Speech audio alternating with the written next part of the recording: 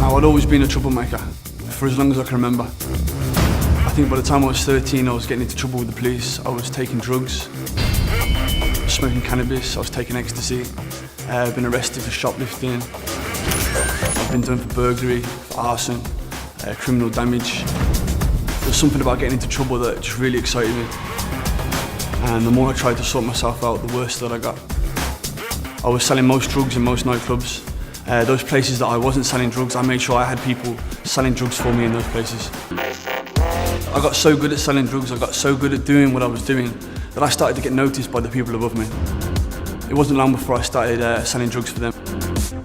Now, we was buying drugs from people like the Albanian Mafia, and we're selling to the likes of Hells Angels. We was buying 1 or 2 kilos of cocaine a week.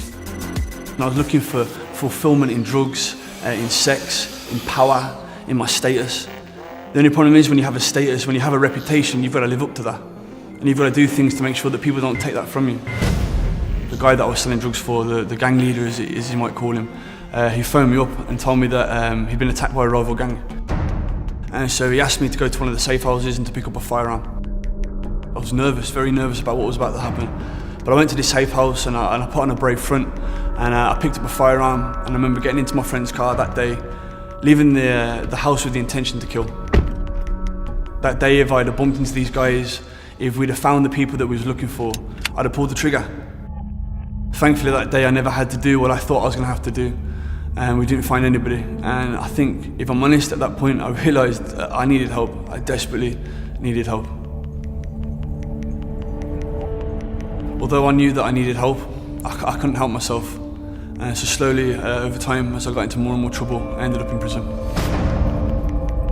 And I remember looking out the little window in this prison wagon with my hands cuffed, looking at the guards and the towers, seeing the gates, and suddenly realising that, you know what, you're not a gangster, you're an idiot, you've messed up your life, and now you've got to deal with the consequences. You're in prison. A prisoner who'd been transferred with me from one prison to the other came to me and started to talk to me about God. I couldn't understand what I was hearing. I couldn't understand it.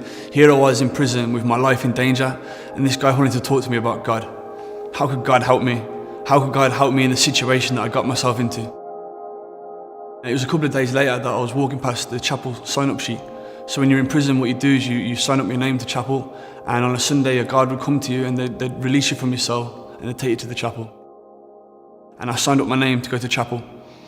For some reason, at that very moment in time, a sense of peace hit me that I'd never experienced anywhere else before. So I remember going back to my cell, and I don't remember exactly what I said, but it was something along the lines of, God, if you're out there, if you are who these people say you are, then help me. Whatever it costs, whatever I have to do, whatever the cost to me may be, I am yours. I give my life to you. Please take my life and do with it whatever you want. The gang that I was involved with were caught in a drugs raid, and they were taken off the streets. The relationships that we're in, they started to break down. All the time, this gave me more and more time to work on my relationship with God. I was no longer a drug addict. There was no drugs rehabilitation. There was no counselling. There was no replacement therapy. It was just the power of God, His word and prayer. What I found when I came to church was something different. The people were different. They seemed to have this sense of joy about them. They were loving and caring, and they just accepted me for who I was. I'm looking forward to the future.